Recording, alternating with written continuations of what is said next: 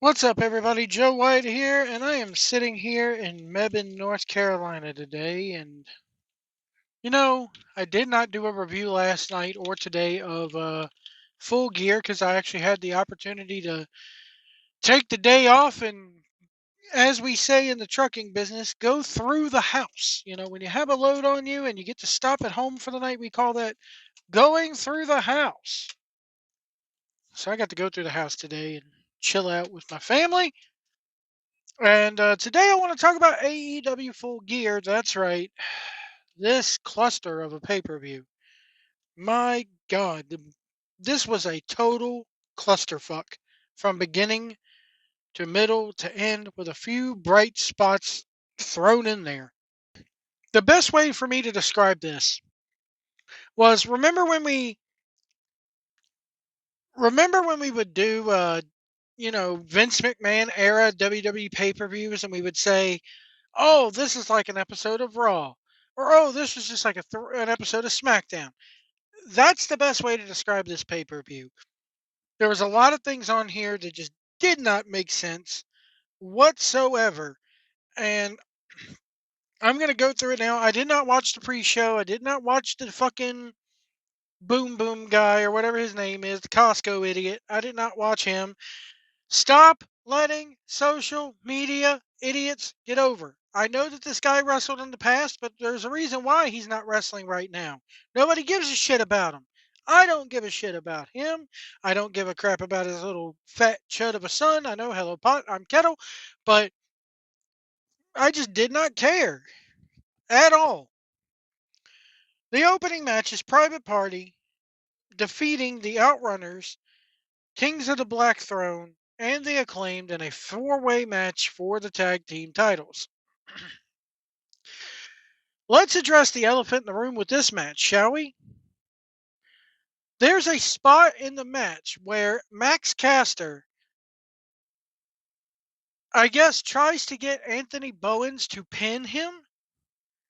Basically, the Acclaimed is trying to get one is trying to get the other guy to pin him because it's the first 3 count wins. Has this ever happened in a tag match before? Like, where in what fucking universe did they think that this spot would even make a shred of sense? Okay, and then the announcers are sitting there going, "You can't do that, can you? Can this be done? What if it happens? What if he pins him?" And then Sockface, the fucking Excalibur, the moron, goes, I guess it would just mean that there's a no contest? What the fuck? What the hell is wrong with these people? It's not funny. The crowd didn't find it funny. They found it stupid, just like the rest of us watching at home. Stop doing this crap, this dreck. And let me tell you what, I don't watch AEW regularly, so this was my first time seeing these Outrunner guys. I know I'm going to get a lot of comments from all the sickos. You don't watch it, so why are you commentating on it? Well, I watched this. And I did watch AEW for the first 2 years. It was good, and I had a lot of issues with it then. Have even more issues with it now. Anyway, these Outrunner guys, Truth, Magnum, and Turbo Floyd. Let me tell you what, these guys look horrible. They look like a crackhead version of FTR. They're wearing the most gaudy ring tights I've ever seen in my life. These electric blue and pink tights that look like they barely fit them. They're hanging off their bony little asses. And they both have dyed their hair so much that their hair's falling out. You know what they look like? Let me tell you what. Remember the new Midnight Express from WWE back in like 90, late 97, early 98? What was it? Bodacious Bob and Bombastic Bart, or Bombastic Bob and Bodacious Bart? I forget. It was Bart Gunn and Bob Holly, and Cornette was in there managing them. They look like these Outrunners look like the new Midnight Express if they had taken everything and snorted everything in Tony Khan's sugar bowl that he keeps with him at Gorilla. They're like a coke head, crack head, whatever you want to call it. A foobarred version of the new Midnight Express is what they remind me of. Stupid Mark Joe White, you don't know Outrunners. Hey, best indie guys ever. I don't give a shit. They look horrible, and to the casual fan, they're going to be like, who are these two hair plug looking blonde morons flopping around the ring with spandex hanging off their ass? Anyway, Private Party ends up winning and retaining, and nobody gave a shit. MJF, my, how the mighty have fallen, because now MJF's the second match on the card. He's defending, or he's wrestling Roderick Strong. There's this convoluted storyline where him and Adam Cole were in a race to see who could win 3 matches in a row, because the winner of 3 matches in a row on TV gets to fight MJF at Full Gear. MJF is just not over with me anymore. They've completely ruined him. They had a chance to make this guy into the next super heel of the business, and they failed it. They've absolutely failed it. Tony Khan's booking has failed him. I bet you this man regrets getting that tattoo and re-signing with these guys. Because I know I would if I saw this and the way this has been booked and the way this has been promoted. Nothing against MJF personally. He's a hell of a heel. He's a hell of a worker. But you have to give him good stuff to work with. And this bullshit hasn't been it. It was a decent match, though. Again, it looked like it's something that would belong on an episode of Dynamite, not on a pay-per-view. Mercedes Moné defeated Chris Statlander by pinfall to retain the AEW TBS Championship. This was pretty good. I don't think it redeems Mercedes Moné and the failed job that they've done with her and the failed job that she's done with herself. She left WWE to get away from the Vince McMahon writing and the Vince McMahon booking and the treatment of herself from Vince McMahon. What does she do? She drags one of the Vince McMahon era writers along with her in this Jen Pepperman. So what does Jen Pepperman do? That's the only way she knows how to write wrestling, is how Vince McMahon and the rest of the people wanted it. So that's how she's writing Mercedes Moné. Mercedes Moné, yeah, she wrestled on the Indies for a little while, but this is all she knows. All she knows is pretty much is WWE and WWE style. And it does not work for the sickos. And it does not work for me. It will work for me in a WWE setting. Doesn't work here. This match, however, was pretty darn good. I got to admit it. It was pretty decent. They had good chemistry together. As my truck starts up here. Jay White defeated Hangman Adam Page by pinfall. This was a darn good match again. Maybe Adam Page has redeemed himself with me with the butterfly pants and all the goofy bravado that he had before. Looking like a Logo TV version of Yellowstone. If Yellowstone was on the Logo channel, he would have fit right in. Let's just leave it at that. But this match was pretty damn decent. This match was pretty good. In fact, this is probably my favorite match on the show. They worked hard. They brawled a little bit on the outside. It was really good. Kudos to them. Kyle Fletcher defeated Will Ospreay by pinfall. The only reason why I don't put this match above the Jay White and Hangman Adam Page match is because you did not need the table spot. You did not need the stairs spot. You just didn't need all the extra crap with this. This could have been a 100% pure wrestling match, and it would have made it 10 times better. Maybe about 5 minutes shorter, too. Ospreay and Fletcher are beasts. A lot of people complaining about Fletcher's new look. I like Fletcher's new look. He doesn't look like Aussie CAW number 56. Daniel Garcia defeated Jack Perry, and this is when things really started to go downhill because the crowd did not give a crap. You could have heard a pin drop during about 90% of this match. I don't think these two clicked well either. Nobody has given a crap about Jack Perry since he left and then came back as the scapegoat character. Nobody gives a darn because all it does is remind him that CM Punk kicked his ass. Daniel Garcia. Nobody cares about this guy. And Daddy Magic Matt Menard doing his Italian. I'm a Canadian, but I got an Italian accent. I'm gonna talk like this the entire match. Maybe that's how the man speaks in real life. I did read an interview where he says that where he grew up at in Canada, there is a strong Italian influence. But my God, is this guy, does he really talk like he's right off the set of Goodfellas the entire time? In real life? Come on. This was just, the crowd was into it for about the last 2 minutes. Other than that, you could have heard a pin drop in that building. Again, in all these matches, 18 minutes, 19 minutes, 13 minutes, 20 minutes. This pay-per-view did not need to be this long. Konosuke Takeshita defeated Ricochet by pinfall. Again, I have not given a total crap about Ricochet since he's came into AEW. It's, hey, he's just another WWE guy. You know, you get all this crap of, wouldn't it be so better if he had the WWE handcuffs taken off him? He'd be booked better. He'd be Tony Khan's #1 guy, and here he is in the mid-card.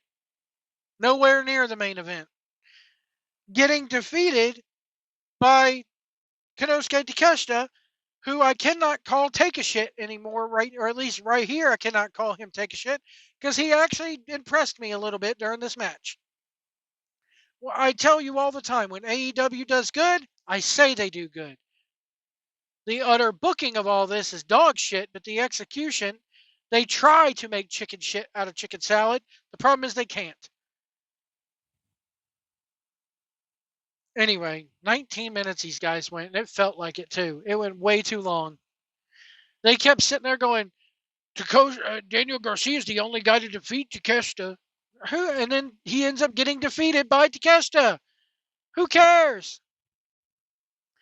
Bobby Lashley with MVP and Shelton Benjamin defeated Swerve Strickland by technical submission. I actually like this. This is probably my third favorite match on the show. And we'll get to a little bit about what happened on the after show regarding Bobby Lashley here in a second. But yeah, this was okay. Again, could have been done on an episode of Dynamite or Collision, and it would have been, same old. Didn't feel like it needed to be on a pay-per-view. I will say this. Along with the Kyle Fletcher and Will Ospreay storyline, this is probably the most well-built storyline on the entire pay-per-view. Again, this only went about 13 minutes and 35 seconds, and that's about perfect. That's all it needed to be. Jon Moxley with Marina Shafir defeated Orange Cassidy by pinfall. Golly. The plumber versus pockets. That's what this was. It was everything you'd think it was, and it's everything that you would hate. I can't stand Orange Cassidy's gimmick. I can't stand the lackadaisical gimmick. The whatever from wherever, wearing whatever, and then I can't stand it. I'm sorry.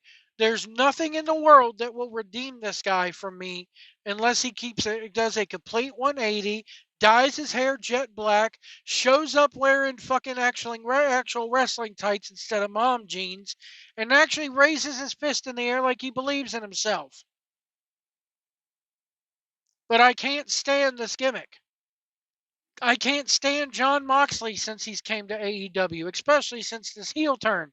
And him doing interviews talking about the reset button needing to be. They've been on the air for over 5 years, and I think they've done a complete and utter reset at least twice. Maybe 3 times they said they've hit the reset. It's a new era. It's a new era. How many times do we have to hear that?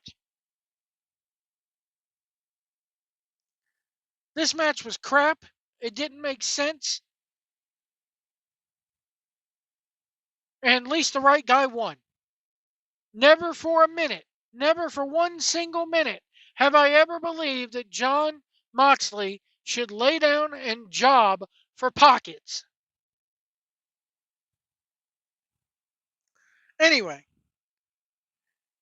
then the after show starts.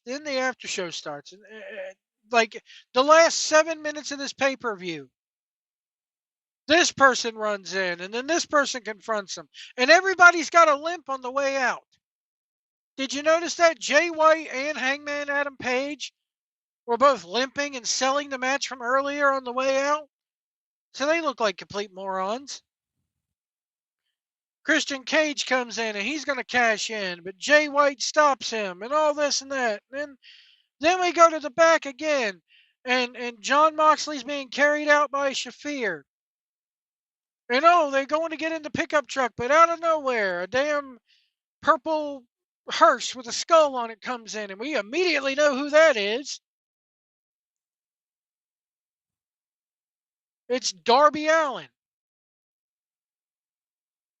While he's hitting the, before he gets revealed, though, they've commandeered another SUV and have driven away. And even though they've driven away, and there's no chance that the Death Riders can hear this guy now, he comes out all bloodied from the car wreck, a literal car wreck.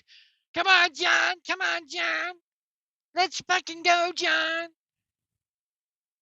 Then the comical part of it is, this made me laugh.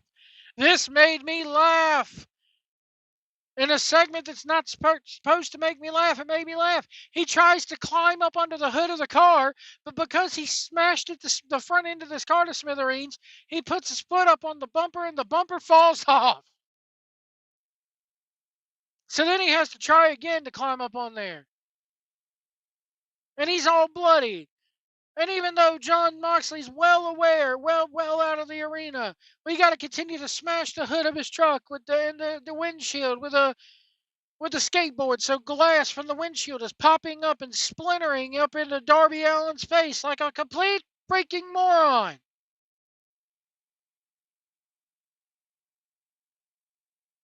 And that was the end. They did what would have been a go-home angle on any other show at the end of this pay-per-view. It was horrible. Horrible. Absolutely horrible. Then we go to the post-show. And I'll go ahead and play the video for you. This happens. Hi, Kate from Fightful. You guys seem very motivated to find gold here, and I just wanted to ask what it was like to come into a company and see so many black champions, and what it meant to challenge right off the bat, essentially, a former black world champion. See, I don't like that. I don't like that black champion. It's just a champion. See, we've normalized this already, and that's what I want to do with it. Winning a title as a black champion, and there's other black champions here. We can kind of erase that word now. We could just say champion. It could be it could be a black champion. It could be Asian champion. It can be Latin champion. It could be any champion. So we've already normalized that, so we can kind of erase that black champion, and it's just champion now. So some idiot woman from Fightful goes on there and is talking about black champion this and black champion that. No, I'm Joe White, Saltine McCracker. I have no business probably really commenting on this, but good for Bobby Lashley. He's 100% right. It's been normalized. And you'd think that with the paradigm shift of what has happened with our country over the last 2-3 weeks, that questions like that wouldn't get asked anymore. And I love how Bobby Lashley's like nudges MVP like, watch this, I'm going to tear her to shreds right now. I hate the black champion. You don't see me, a white guy, going, look at John Moxley, man. Or look at him, man. What a fine white champion. Or when Rey Mysterio won the title, look at Rey Mysterio, a fine Latino champion. Look at Claudio Castagnoli, a fine Swiss champion. Look at, Eddie Guerrero, a fine Latino champion. Look at Okada. What a fine Japanese Asian champion. No, he's champion, world champion. The Rock, world champion. You don't sit there and go, The Rock, what a fine half-black champion. No. Roman Reigns, what a fine Samoan champion. No. Come on. Come on. That's virtue signaling, trying to get an edge with the damn talent. Trying to go, look, if I asked a black champion question, he's going to smile and love it. Look at him. No, he shut that shit down. And good for you, Bobby. Good for you, man. Thank you for doing that. Get that woke trash out of here. And he's absolutely right. They've come, African Americans in the industry have come I hate to use this term, people of color, because to me that just sounds just as racist. But African American and black champions have come a long way in this business. I absolutely love Swerve Strickland's work. I love The Rock's work back in the 90s and 2000s. Roman Reigns did a hell of a job as champion once, and has done a hell of a job, period, since the heel turn a few years back. I'm sorry. This is stupid. It's a stupid question from these woke websites like Fightful and like Post Wrestling, who I call woke wrestling, and WrestleNomics, that guy from WrestleNomics, who can't help but bring up the McMahon Janelle Grant thing 20 times a week. They can't help but bring, virtue signal 20 times a week. It's getting old. I'm sick of having it your agenda, your newspaper. Don't I sound old? At your website getting shoved down our throats. I don't want to see it ever again. The virtue signaling needs to stop.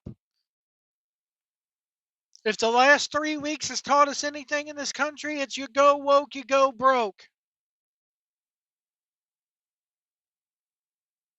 Anyway, folks, I'm going to jump off here. Let me know what you guys thought of Full Gear. Let me know what you guys think of Bobby Lashley here. We'll see you down the road.